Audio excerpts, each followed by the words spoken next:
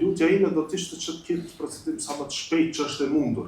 Pra çdo herë duke respektuar edhe nevojën e deputetëve që t'kenë shqyrtim, por që kjo të mos bëhet sepse jemi në situatë të rregull dhe ka kohë, si temi nuk jemi në presion të forës. Po t'ishte në tetor, ku janë mëse 2 muaj afat për t'hy buxhetin në fuqi, do t'ishte në rregull. Mirë, po në këtë rast, siç e thash, as ne si qeveri, pra me të marrë detyrën nga kuvendi, e kemi proceduar dhe nuk kemi bërë fare asnjë ndryshim, përveç se në pjesën tekstuale sa i përket buxhetit të komunave, se ka dhe disa komuna që ende nuk e kanë dorëzuar, pra kemi paraportë që momentin që ato dorëzojnë bëhen pjesë e tabelave buxhetore, se dhe këtë pjesën e ndarjes së dikastereve në mënyrë që mos mbesin pezull këto ministrit që krijohen apo ndahen.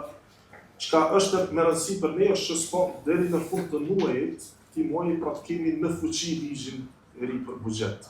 Pse them këtë? Sepse përkundër zgjatjes së muajit mars, që ju falenderoj për miratimin në seancën e mbrëmshme, disa prej shpenzimeve, siç e theksova, kanë tejkaluar një të 12-ën e ndajes.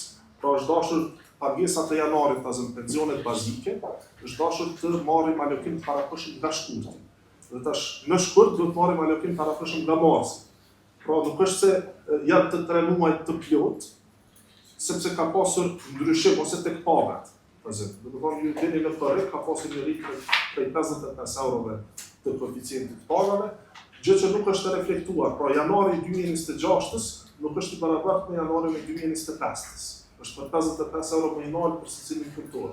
Prandaj është e nevojshme, ka qenë e nevojshme që të bëhet ky balancim dhe jo domosdoshmë janë 3 muaj zgjatje tek shpenzimet rrjedhëse, çfarë duhet të them.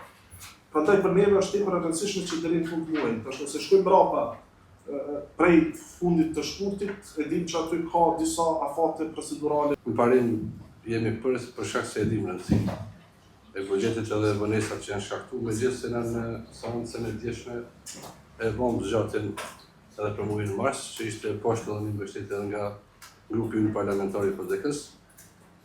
Pyetjen që e kam për ministrin edhe natyrisht edhe për komisionin, me qëllimit e jonë do të jetë për në parim, ne kërkojmë që procedura të jetë e rregullt, të ketë diskutim, të ketë debat, edhe të ketë mundësi që deputetët me bëjnë amandamente në mënyrë që sot të shkojmë për kuvend, po mos kemi kështu nxitime me përfundu me procedurë të përshpejtuara, për shkak se besoj që edhe hona e morta nuk janë larg për me përfundu si proces. Përndryshe nuk kish me pas kuptim nëse deputetët s'kan me pas mundësi hapësirë edhe me analizu edhe me diskutu edhe me dhënë vërejtjet e veta, po natyrisht edhe me i bëjnë amandamentet mos kryhet mbrana ditës